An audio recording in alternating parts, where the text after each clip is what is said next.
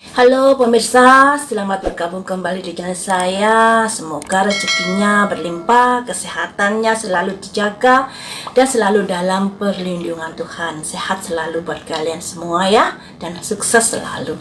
Hari ini tetap kita kawal peristiwa ibu dan anak di Subang, dimana setiap tayangan di video saya yang membahas kasus Subang, saya tegaskan sekali lagi, pembahasan saya, omongan saya juga belum tentu benar. Karena dalam mengawal ini saya juga harus mengerti posisi saya hanya sebatas mengawal, bukan penyidik, bukan kepolisian yang tahu banyak terhadap kasus ini. Nah, di video ini akan saya ungkap atau saya bahas tentang kecurigaan saya. Yang namanya kasus seperti ini kan pasti yang ada curiga pada ini, curiga pada itu, curiga pada itu, dan kecurigaan ini masih sebatas praduga tidak bersalah.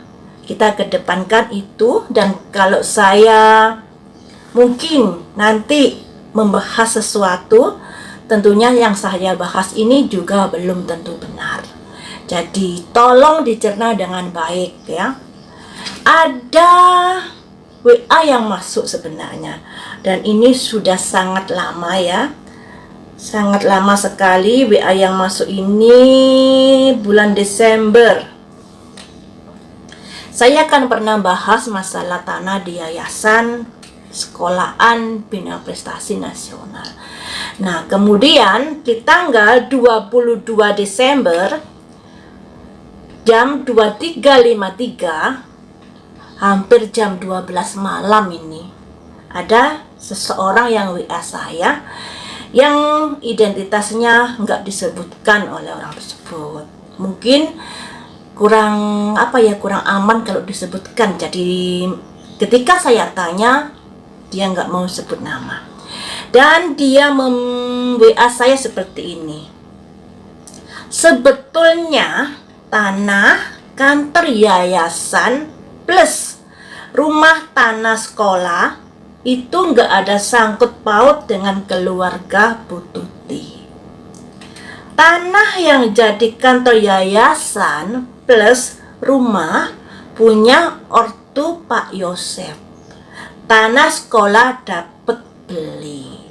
Jadi di sini dijelaskan oleh orang tersebut kalau rumah sama tanah sekolah, rumah ini adalah rumah kantor yayasan yang terjadi peristiwa itu, dan sekolahan itu merupakan tanah dari orang tua Pak Yosef yang dibeli dari penjual tanah, tentunya dari seseorang tentunya ya.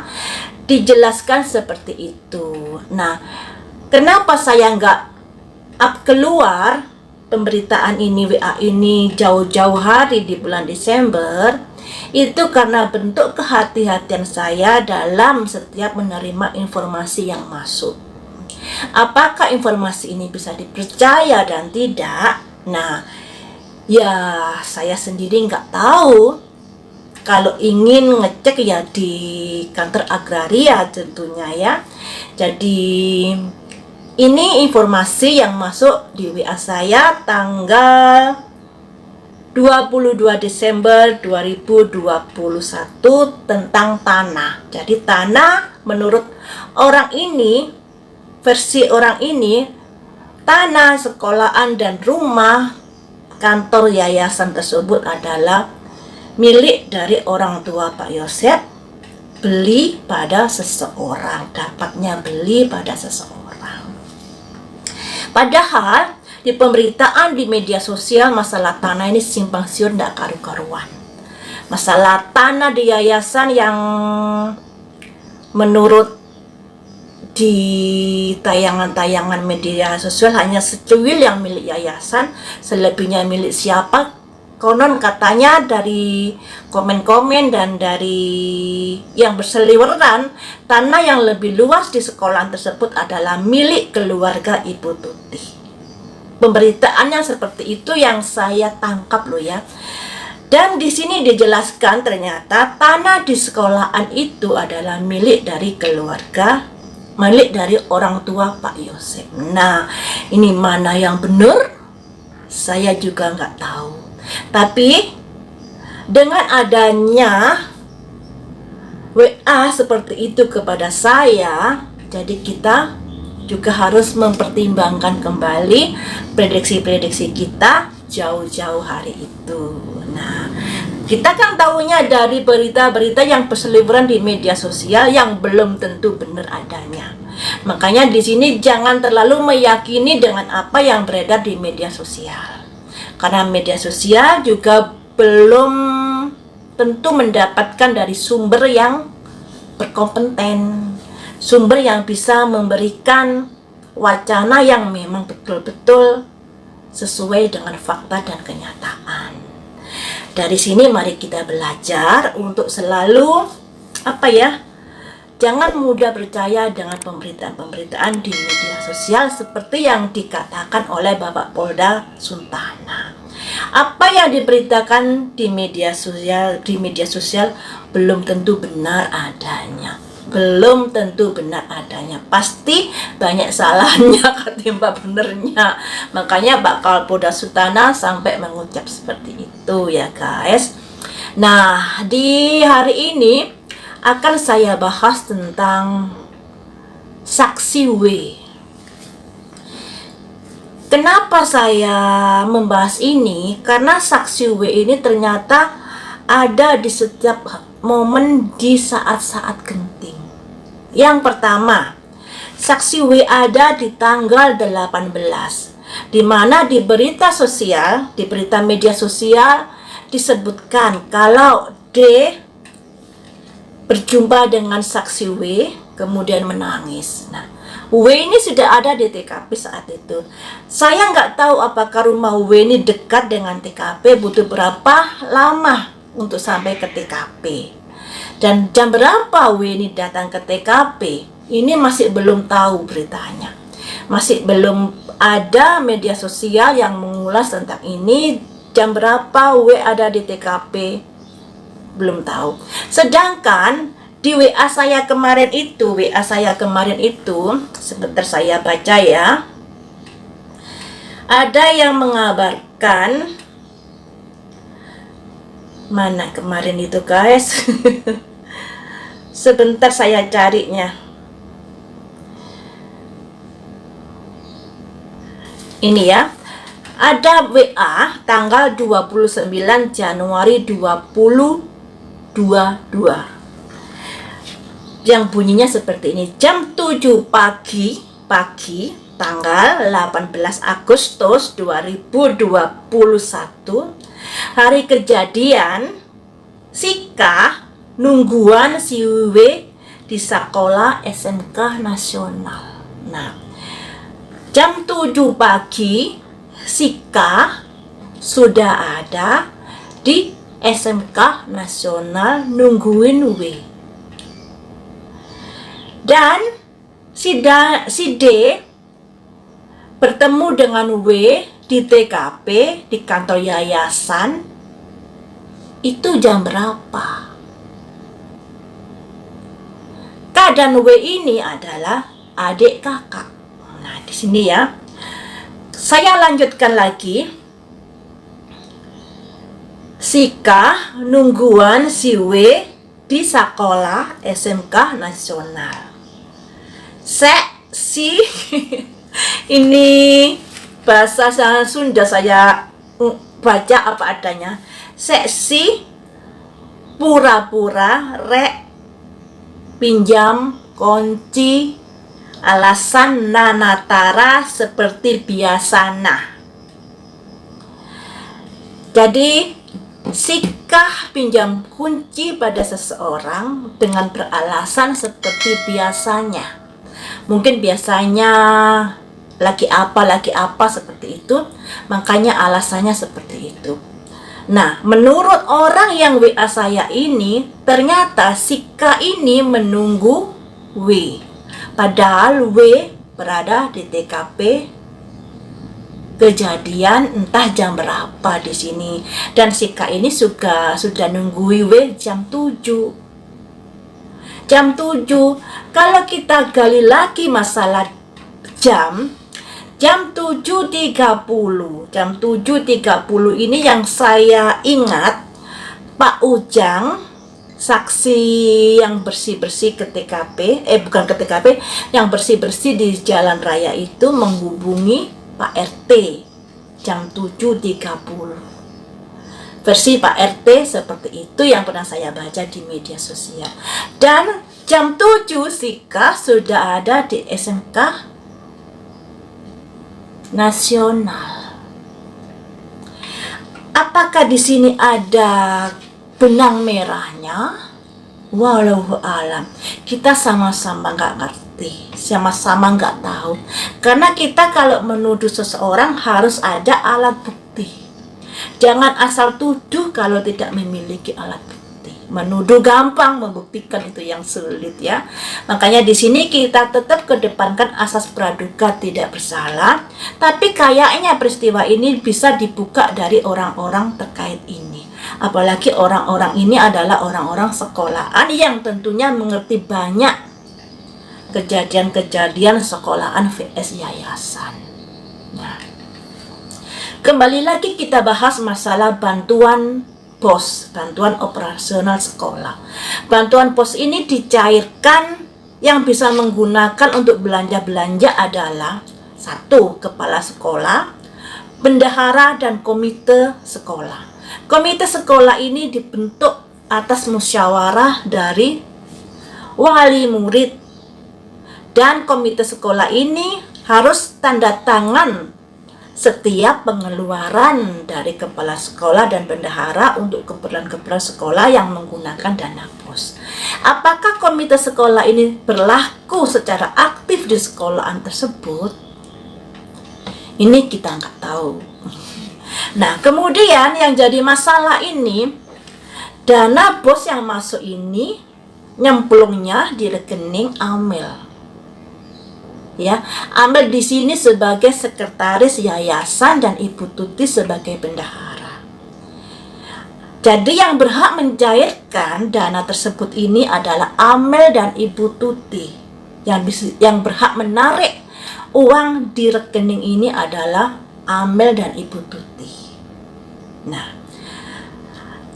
tentunya pihak sekolahan ini harus koordinasi dengan Ibu Tuti jika memerlukan sesuatu untuk pendanaan operasional sekolah.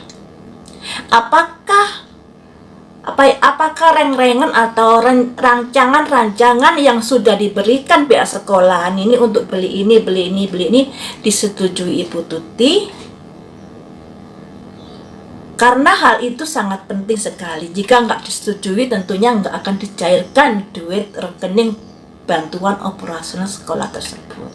Ya, jadi untuk mengeluarkan dana BOS yang sudah nyemplung di rekening Amel ini harus ada 2 orang ini, yaitu Ibu Tuti dan Amel. Ibu Tuti sebagai bendahara, Amel sebagai pemilik rekening. Disinilah sangat riskan sekali terjadinya masalah ini. Baik itu dengan sekolahan maupun dengan siapa saja yang menggendaki agar ada pencairan dana POS tersebut untuk dipergunakan sesuatu hal, pasti akan menghubungi 2 orang ini, Ibu Tuti dan Amel. Makanya posisi Ibu Tuti dan Amel tidak aman di sini karena uang ini akan bisa cair, akan bisa keluar jika ada tanda tangan Amel tentunya. Dan kalau masalah yayasan ada hubungannya dengan Ibu Tuti. Nah, siapapun yang menghendaki pencairan dana POS ini harus menghubungi 2 orang ini. Makanya Ibu Tuti dan Amel ini sangat-sangat tidak aman. Kembali lagi kepada sekolahan ya.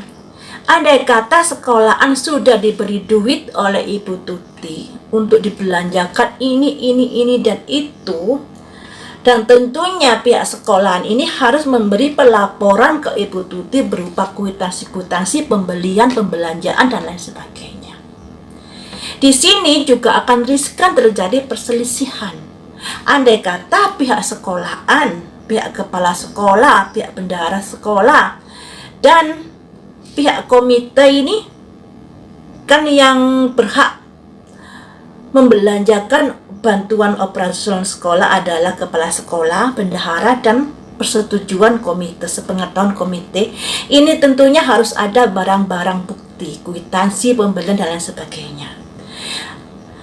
Dan itu tentunya juga harus sepengetahuan Ibu Tuti, karena pembelanjaan dari sekolahan itu nanti akan diaudit oleh Ibu Tuti. Benar nggak sih uang yang saya berikan kepada sekolahan ini dibelanjakan sesuai dengan rencananya, sesuai dengan anggaran yang sudah diberikan kepada Ibu Tuti harus untuk beli ini sesuaikah hal itu? Nah, kalau tidak sesuai tentunya akan riskan terjadi pertengkaran antara Ibu Tuti dan pihak sekolahan. Jadi seperti itu ya kalau kita gali masalah ini dari yayasan vs sekolahan. Tentunya riskan sekali terjadi benturan-benturan dikarenakan masalah keuangan tadi. Misalnya begini, pihak sekolah ingin belanja untuk keperluan ini, kemudian bisa jadi itu dianggap nggak vital, sehingga rencana dari sekolahan ini dimentahkan oleh Ibu Tuti, nggak dituruti kemauan sekolahan. Itu bisa juga terjadi. Atau sudah disetujui rencananya untuk beli ini, ternyata nggak dibelikan, nggak ada kwitansinya, atau di markup dan lain sebagainya, dan itu diketahui Ibu Tuti. Akhirnya juga riskan terjadi pertengkaran antara pihak sekolah dan Ibu Tuti. Nah, disinilah yang jadi membuat kondisi kedudukan Ibu Tuti dan Amel tidak aman di sini. Nah, masalah yayasan vs sekolahan kita tutup, kita beralih ke masalah plafon, di mana Pak Yosef pertengahan Januari didatangi kepolisian yang menanyakan masalah kunci belakang rumah, plafon, dan tangga. Dan menurut pengacaranya Pak Yosef, kesaksian keterangan Pak Yosef masalah kunci, plafon, dan anak tangga ini belum masuk di BAP. Beritanya seperti itu. Nah, kalau orang pelaku ini naik plafon, berarti masalah ini sudah terencana sepaket dengan eksekusinya. Kalau kemarin-kemarin kan belum ada pemberitaan masalah plafon dan tangga, jadi saya beranggapan kemungkinan orang bertamu itu memaksakan sesuatu dan Ibu Tuti tidak ACC, dan pada akhirnya terjadi pertengkaran, kemudian terjadi peristiwa itu. Karena yang saya tahu alatnya papan pencucian baju. Tapi dalam prosesnya saya dapat penglihatan kalau pelaku ini juga membawa alat agak panjang. Entah alat apa ini ya, bisa apa saja tentunya yang agak panjang. Tapi ini penglihatan loh ya, bedakan penglihatan dengan sesuatu yang nyata. Penglihatan saya tentang alat panjang ini juga belum tentu benar, tapi saya dapat penglihatan seperti itu. Nah, kalau pihak kepolisian mencurigai plafon, mungkin pelaku ini sudah naik ke plafon untuk menunggu waktunya. Jadi kalau membahas hal ini, tentunya ini sudah direncanakan matang sepaket dengan eksekusi. Kalau hanya sekedar minta persetujuan Ibu Tuti tanda tangan, tentunya nggak akan ada orang yang naik plafon, ya. Tapi kalau sudah naik plafon, itu berarti perencanaannya sudah sepaket dengan eksekusi. Ya mungkin seperti itu, ini asumsi liar saya ya guys. Nah, Pak Yosef pergi ke rumah Ibu Mimin sekitar jam 9. Kemudian ada saksi yang melihat 5 orang di depan halaman TKP. 3 orang perempuan, 2 orang laki-laki, sekitar mendekati jam 12 malam. Apakah dengan tidak adanya Pak Yosef pergi ke rumah Ibu Mimin, kemudian ada tamu bertandang ke rumah TKP dan ngobrol di halaman rumah, kemudian ada seseorang melalui jalan lain menyelinap masuk ke dalam dan naik plafon untuk melakukan eksekusi malam hari? Apakah seperti itu? Ya, itu bisa saja terjadi. Segala kemungkinan ini bisa saja terjadi loh guys. Tapi sekali lagi saya tekankan, ini masih asumsi liar. Asumsi liar belum tentu benar adanya. Jangan terlalu diyakini. Yang pasti-pasti tentunya nanti kalau sudah diungkap semuanya oleh pihak kepolisian. Ya. Demikian saja teman-teman masalah mengawal kasus ini di hari ini. Semoga masalah ini cepat terungkap. Kita kedepankan asas praduga tidak bersalah, jangan sebut nama, jangan mencolok hidung dan lain sebagainya, karena hal itu juga akan membahayakan diri kalian sendiri, diri saya sendiri. Makanya kita harus lebih curiga boleh, tapi jangan menghakimi, jangan menyudutkan yang terlalu dalam, karena kebenaran juga belum tentu di sini. Dan yang jelas hati-hati karena ada undang-undang UTE, jangan sebut nama dan lain sebagainya. Intinya kita harus safety dalam membahas kasus ini ya. Lain waktu kita sambung lagi dengan pembahasan yang lainnya. Terima kasih sudah setia menonton di channel saya.